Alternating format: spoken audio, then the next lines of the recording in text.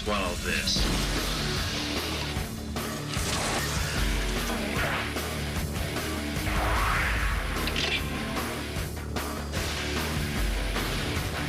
What's up, guys? Welcome back to the channel. Today is another horror talk, episode 16. I got Greg as usual. Today we're covering Frankenstein from 1931, starring Boris, Karloff. What do you like about this movie? Because we both watched this last night. It's a classic. Well, rewatched it. A classic. We're finally reviewing a classic Universal monster movie. Yeah. So it's obviously it's dated. It's almost 100 years old at this point, 1931. It's a short movie, get in, get out, 70 minutes. Yeah. But it is a classic for a reason. Let's be clear here. This movie had a ton of cultural impact. I mean, it made Boris Karloff into a household name, and he would go on to star in several other monster movies from Universal. Yeah, he was the Mummy. He was the Mummy. Yes, he was. Which I think came out a few years after this one. Obviously, the sequels to this, Bride of Frankenstein. Yeah. I mean, this is kind of the origin of horror movies as we know it, you know? Like, this channel wouldn't be here if it wasn't for these Universal monster movies kicking everything off. I mean, that's part of... If nothing else, you got to pay tribute to, the classics. Always respect the ones that came before. That's what It's true, indeed. And that's definitely a truth to it. I feel like everyone basically knows this is 1931, like I said, directed by James Whale. I feel like everyone kind of knows the basic plot of Frankenstein. Like that's how ubiquitous it is, and like how just like ingrained into our culture. This movie has become based on a novel by Mary Shelley, which I've actually read. It's been a few years, but the novel's quite different than the movie, which I won't get into in detail. But it's quite a bit different. But I don't know if you want to give a basic plot synopsis in case. So it's about this doctor. What was this? Well, in this, so usually it's I Victor, think but like Victor usually in this one it's actually Henry Frankenstein. Yeah. And he's basically robbing graves at night. Yeah, freshly corpse. This movie starts out with him grave robbing. Fresh corpses and not only graves, also people at the gallows that are being hung. That's true. Yeah, he went to the gallows.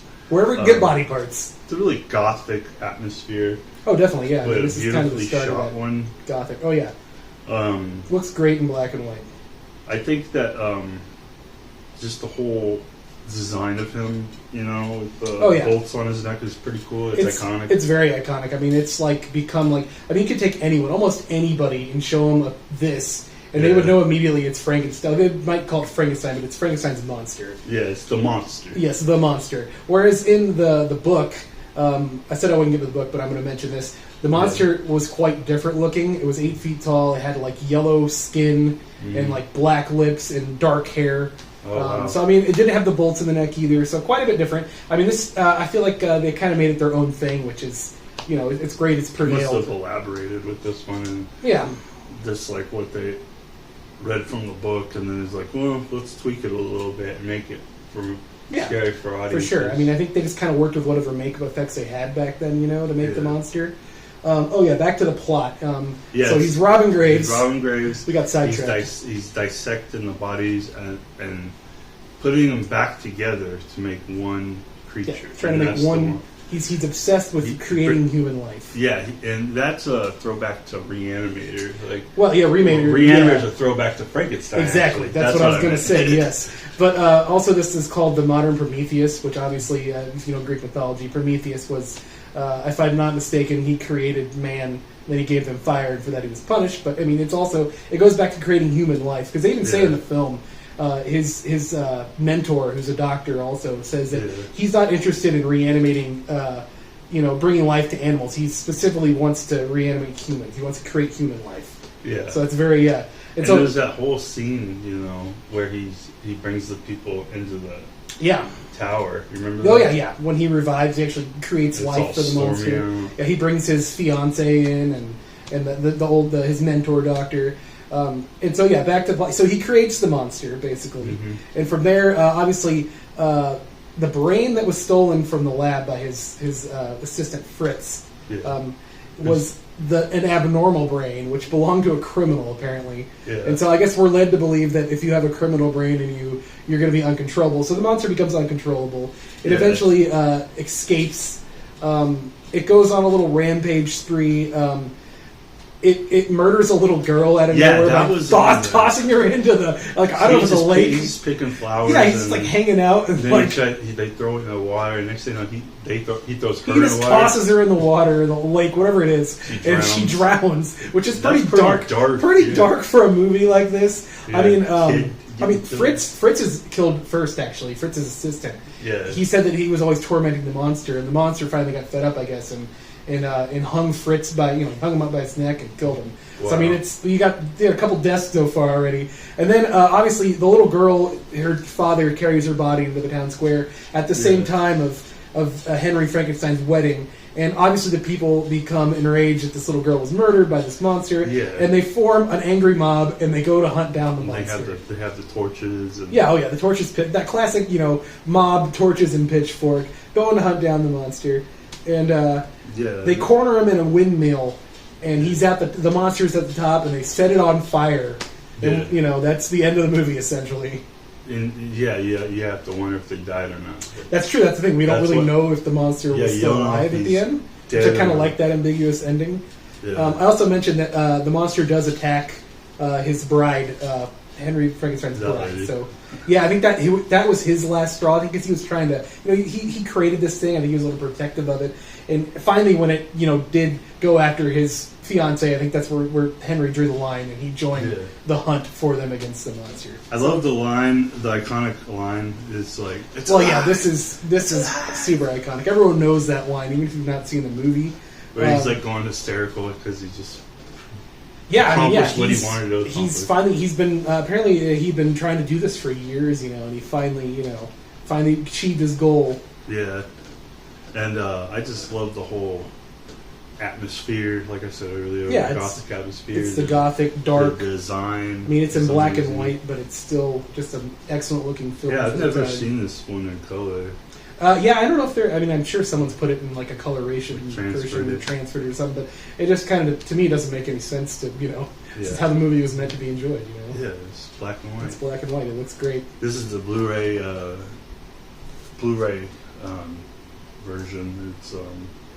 It's not rated, which is kind of crazy. Well, I mean, they didn't have the film rating. That explains why they killed the girl. Yeah, well, exactly. Yeah, it wasn't like a gruesome death, but still, it was a small it's child. Like a dark taboo. Yeah, being flung into a body of water and drowning. Yeah, but I love this whole movie. It was just like really fun. It was it's short but sweet. So that's why I said get you in, get you out. Good movie. Just a masterpiece. Really is. I mean, like I said, it really influenced so many other films and other things, and we can talk about that now. Obviously, Young Frankenstein by Mel Brooks is just a spoof of this movie. But it's the ultimate, homage. It is. It really is. I mean, I really think Mel Brooks probably did really like this movie. Yeah. I mean, I know for certain that when he made Spaceballs, it's because he was a big fan of Star Wars. He said that. And so I can't imagine he's not a fan of this movie. And it's funny, like, the things that stick out to me from... I mean, there's a lot of really funny parts to that movie on Frankenstein, but, like, the brain that Igor takes is called abnormal, because it's an abnormal brain. Yeah. I always just think of that. But so, is there an abnormal brain in this, too? Well, yeah, because they call it an abnormal brain, and it's the brain of the criminal.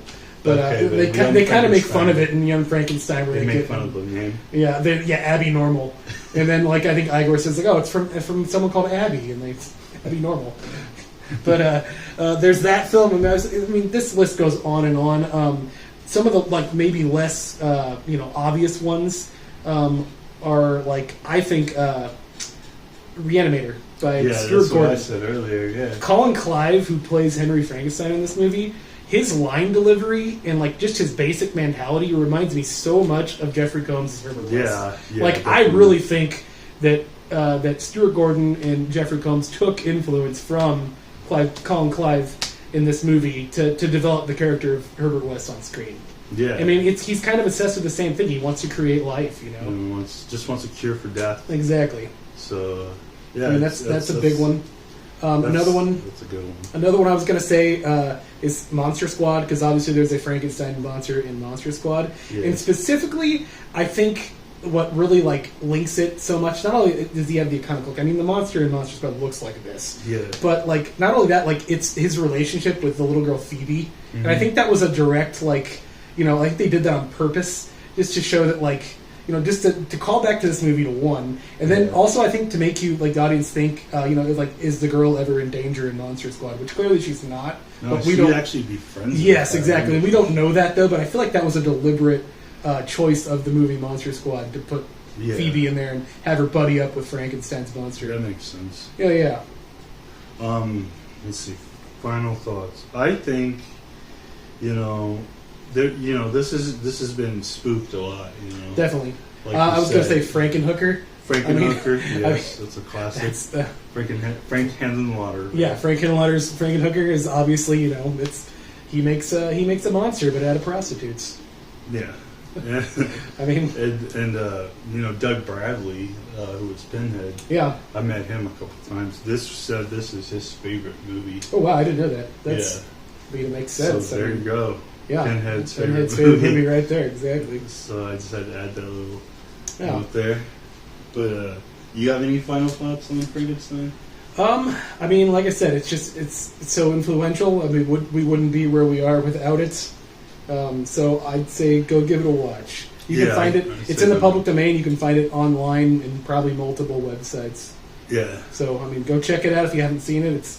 Can't call yourself a horror fan if you haven't seen the classics. Yeah, gotta respect the ones that came before. That's right. How many stars out of 4? Ooh, out of 4, I'm giving it a solid 3. I'll give it a 3.5. I respect that. Yeah. So there's our little short but sweet horror talk, because this is a short movie. That's right. But I wanted to let y'all know we got a bunch of not horror talks, but like we got one in October where we're going to be covering Halloween 4: The Return of Michael Myers. Yeah, that's going to be the next. That's the Halloween. That's the Halloween horror talk. We got to do it. I mean, you've already done 1 through 3, so we got to keep it going with part 4. Well, I did 1. I did 1 and 2. Last time we did. Oh yeah, and we did 3. That's right. So yeah, we're on 4, so we got to keep it going. Yeah, they seem to like it better when it's on horse. So that will be that, and then I will have a bunch of reviews and unboxings and whatnot. So stay tuned for that. I'll let you know in the community tab, and then don't forget to like, subscribe, and I will see you in the next one.